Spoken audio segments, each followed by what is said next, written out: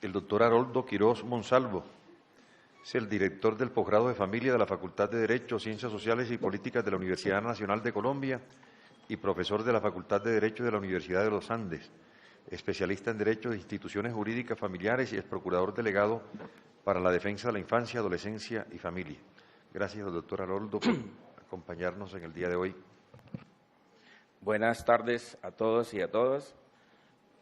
Saludo a la presidenta de la Corte Constitucional, al magistrado que promueve esta audiencia, a los demás magistrados y magistradas que nos acompañan en el día de hoy en tan solemne audiencia con el objeto de debatir una circunstancia en la cual hemos llegado a raíz de las condiciones de interpretaciones ambiguas que se han dado a la sentencia, la C-577 del 2011. Yo quisiera comenzar entonces con esta metáfora o con esta parte simbólica.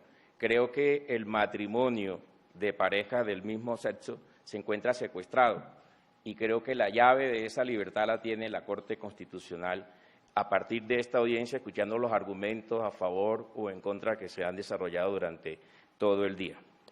Igualmente quisiera señalar que acompañé en representación como abogado a la primera pareja que hizo la solicitud y al primer juzgado que tuvo pues la osadía de asumir el conocimiento que le correspondía a raíz del mandato constitucional que había, porque la sentencia es vinculante para todos los operadores, tanto para jueces como para notarios, y eso lo asumió el juzgado 67 civil municipal, y allí acompañé pues a la pareja Gonzalo Ruiz y Carlos Hernando Rivera a la celebración de ese vínculo matrimonial. Fueron casi 5 horas entre recursos, nulidades y todos los aspectos que se presentaron en el desarrollo de la celebración de esa petición, porque cuando uno solicita un matrimonio es una petición privada, y son las partes las que determinan quiénes lo acompañan y quiénes no lo acompañan. Tan es así que el Código General del Proceso eliminó el tema de los testigos para esa celebración de los vínculos matrimoniales.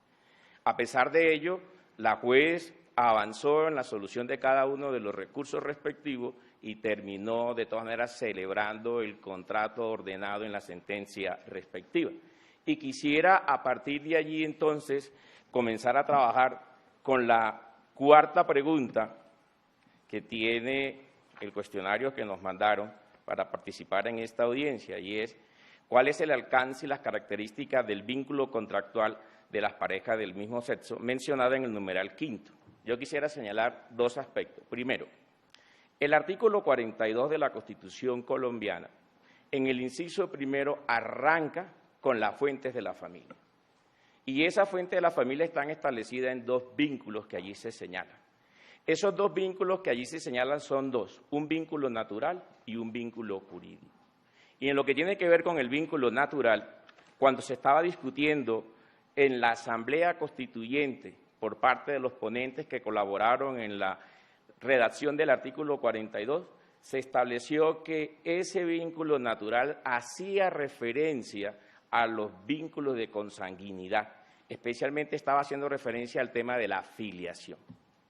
Y cuando se hace referencia al otro vínculo, que es el vínculo jurídico, lo divide en 2, o en 3, podríamos decir. La primera parte tiene que ver con la filiación nuevamente, pero la filiación desde el punto de vista de la adopción. La segunda tiene que ver con el matrimonio y la tercera tiene que ver con la voluntad responsable de conformar una familia. Quiere decir que abrió los espectros para determinar entonces que hoy en día ya no podemos hablar del derecho de familia, sino del derecho de las familias, porque son varias familias las que hoy en día podemos encontrar en el contexto social. Y eso no lo digo yo, eso inclusive ya hay un trabajo de hace mucho tiempo, y es el trabajo de la doctora Virginia Gutiérrez de Pineda, que en paz descanse. Se llama La familia y la cultura en Colombia, y allí nos caracterizó a todos los colombianos que somos diferentes, diferendo la región. Y en ese orden de ideas, eso contribuyó entonces que en la exposición de motivos que se hizo por parte de los constituyentes que participaron en ese artículo 42, se señalara que uno podía constituir una familia a través de sus conciencias, a través de sus costumbres, a través de sus tradiciones, a través de su religión. Y eso quiere decir entonces lo siguiente. Eso me permite entonces ampliar el espectro del artículo 42 en este sentido. Nosotros, las parejas heterosexuales, tenemos las siguientes posibilidades. Primera, no me quiero casar, entonces me voy por un negocio jurídico que tiene un nombre, se llama unión marital de hecho. Esa unión marital de hecho, que es un negocio jurídico de tipo familiar, es un negocio jurídico consensual. El simple acuerdo de las partes es suficiente para irse a vivir y ese acuerdo a su vez también está reconocido en la ley y por supuesto también está reconocido y garantizado en la Constitución. Pero si yo no quiero contraer una unión marital de hecho, entonces la ley me dice, pues puede contraer un vínculo solemne y me da varias opciones. Primera opción, un matrimonio. Y me dice, usted puede escoger un matrimonio religioso. Y entonces en ese matrimonio me da otra opción. Usted puede escoger el matrimonio católico o puede escoger el matrimonio no católico.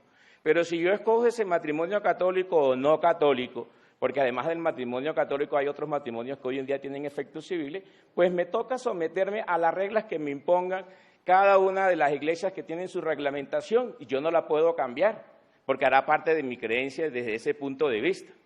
Pero si yo no quiero contraer ese vínculo matrimonial a través de una religión, entonces el Estado me dice, usted lo puede hacer a través de un matrimonio civil. Es más, dice el Estado, yo le doy varias posibilidades. La posibilidad de que usted pueda contraer ese matrimonio en el exterior y regrese aquí al país y sin embargo ese matrimonio también tiene efectos civiles aquí en Colombia y tiene efectos personales y tiene efectos patrimoniales porque así lo ha manifestado la misma Corte Constitucional.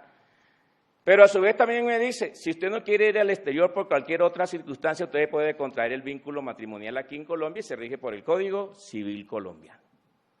Primera conclusión. Segunda conclusión entonces, o segunda parte de este debate.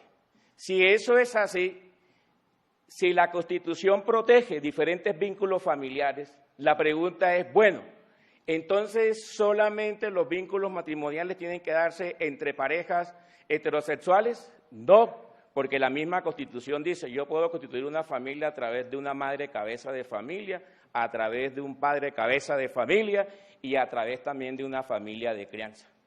Y en ese aspecto la misma Corte, en el desarrollo de la sentencia, la C-577, da respuesta a las 4 preguntas que están aquí. Y en este sentido, reconoció la posibilidad que las personas del mismo sexo constituyen una familia. Si es así, entonces todos somos iguales ante la ley. Y si todos somos iguales ante la ley, entonces la pareja del mismo sexo tiene varias opciones. ¿Cuál es la primera opción? Me voy a constituir una unión marital porque creo en ella, no creo en el matrimonio. Entonces la misma Corte Constitucional estableció que las parejas del mismo sexo se rigen por la unión marital de hecho y si ustedes observan, el artículo primero de la Ley 54 del 90 no cambió la palabra hombre y mujer y sin embargo se aplica esa norma tanto para las parejas heterosexuales como para las parejas del mismo sexo. Primera conclusión. La siguiente, no quiero contraer una unión marital porque no creo en ella. Me quiero someter a las solemnidades que establece el matrimonio. ¿Pueden las parejas del mismo sexo acudir a ella? Sí. ¿Por qué? Por lo siguiente. Primer punto, y eso va en correlación entonces con la pregunta número 3. Voy de la última hacia la primera, y es la siguiente. Si bien es cierto que en materia del matrimonio le corresponde al Congreso de la República hacer la reglamentación, esa reglamentación por la misma disposición de la Corte, conociendo ya en otras sentencias, como fue la sentencia del aborto, que no se estableció ningún tiempo, pues estableció un tiempo y dijo, le doy 2 años, que es suficiente para que usted haga la reglamentación respectiva. Ahora, eso no quiere decir que no lo pueda hacer ahora, porque lo puede hacer, porque no le han colocado ninguna limitante, pero la misma Corte resolvió el problema. ¿Y cuál fue el problema que resolvió la Corte? Dijo, bueno, si en 2 años no es posible que el Congreso haga dicha legislación, entonces dejo abierto para que las parejas del mismo sexo acudan ante los notarios y acudan ante los jueces a celebrar ese vínculo solemne. No le dio un nombre y a partir de ahí estamos en esta discusión. Pero la circunstancia que viene a continuación es la siguiente. Bueno, ¿cómo hace un notario o cómo hace un juez para llevar a cabo el negocio jurídico que se ordenó aquí. ¿Qué norma aplicas? Entonces decimos, revisando la normatividad de todos los negocios jurídicos, ¿podrá acudir a un notario o un juez a las normas del contrato de compraventa? No, porque ellos no van a hacer una compraventa. ¿Podrá acudir al contrato de mutuo? No, porque no van a hacer un contrato de mutuo. ¿Podrán entonces acudir, ¿sí?, al contrato de permuta? Tampoco. Lo que yo quiero es conformar una familia tal y cual como hacen para las parejas heterosexuales, por lo tanto, entonces, ¿qué norma me aplica? Necesariamente hay que aplicar las normas del matrimonio. Es decir, tienen que vincularse a través de las normas del matrimonio. Y encontramos entonces cómo hacemos para hacer la aplicación de esas normas. Afortunadamente hay una ley del siglo antepasado, que es la Ley 153 de 1887, que establece 3 principios. Primer principio, artículo 9 de esa ley dice: cuando se expide una nueva Constitución y esa Constitución deroga expresamente o tácitamente o contradice normas posteriores, es necesario entonces aplicar las normas constitucionales. Y en este caso la Constitución de 1991 prácticamente derogó muchas partes de ese Código Civil que obedece a un Código Civil de hace casi 200 años que hoy en día, como la misma Corte lo ha dicho, es insuficiente para resolver circunstancias como las que nos encontramos en el día de hoy. Segundo, el artículo 8 de esa misma ley establece: pueden los jueces, a través de una interpretación analógica, entrar a resolver aquellas circunstancias en que el legislador no lo ha resuelto. Y eso va en concordancia con el artículo 48 de esa misma ley que dice: ninguna autoridad se puede negar a hacer justicia. El juez tiene que resolver, porque mientras existan jueces, los jueces tienen que resolver las situaciones que se les presenten. Y en ese orden de ideas, entonces, llegaríamos a señalar que en materia del matrimonio igualitario y en lo que tiene que ver con las parejas del mismo sexo, no nos podemos entonces enfrascar en que haya que hacer un contrato innominado, porque eso jamás se establece ni se saca de la misma sentencia. Yo creo que el contrato innominado aquí no existe para el tema de la familia. ¿Y por qué no existe el contrato innominado? Porque los temas de familia tienen que establecer un tema que se llama el Estado civil, y ese Estado civil establece unos derechos y unas obligaciones. Y si no se define esas circunstancias y se deja ambigua, entonces queda a criterio del funcionario público si un día le llama matrimonio, al otro día le llama un contrato conyugal, al otro día le llama un contrato innominado, y eso lo que genera que es confusión y discriminación de derechos. Entonces, desde el punto de vista hoy en día, en lo que tiene que ver con el tema de familia y en lo que tiene que ver con esta sentencia que se está discutiendo hoy, que tiene que ver con la sentencia de tutela, la Corte Constitucional, como tribunal de cierres en esta discusión, tiene las llaves para señalar si realmente frente a ese contrato nos encontramos frente a un matrimonio o no nos encontramos frente a un matrimonio. No puede ser una unión marital, de hecho, porque ya la unión marital está súper reconocida y está desarrollada jurisprudencialmente. Tiene que centrarse entonces en materia del vínculo matrimonial.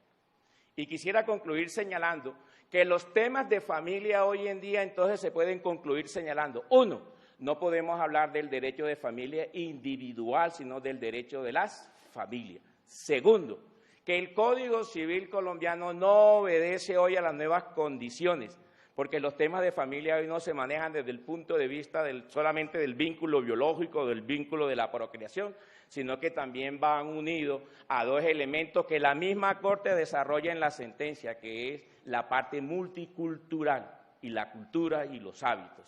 Y en ese orden de ideas, la Corte avanzó para señalar un concepto de familia, donde dice que el concepto de familia no solamente se reduce al concepto ortodoxo que conocemos, sino que hay que ampliarlo también a la familia que se puede constituir a través de una parte afectiva, la familia que también se puede constituir a través de un parentesco, la familia que se puede constituir a través de una unión marital de hecho y la familia que se puede constituir a través de un vínculo matrimonial, sea de una pareja heterosexual o sea de una pareja homosexual. Y en ese orden de ideas van acompañados entonces de lo que se conocen y se ha trabajado aquí durante todo el día por muchos expertos con el bloque de la constitucionalidad y los tratados internacionales que no lo prohíbe, y por supuesto lo más importante es la constitucionalización del derecho de familia, que hoy en día no obedece a ese Código Civil que cuando se creó solamente iba dirigido a la formación de la familia a través de un hombre y una mujer y a través de la familia patriarcal. Por lo tanto, entonces, la normatividad aplicar entonces y que la Corte lo puede hacer porque tiene ese mandato es la del vínculo matrimonial que encontramos entonces en el Código Civil. Muchísimas gracias.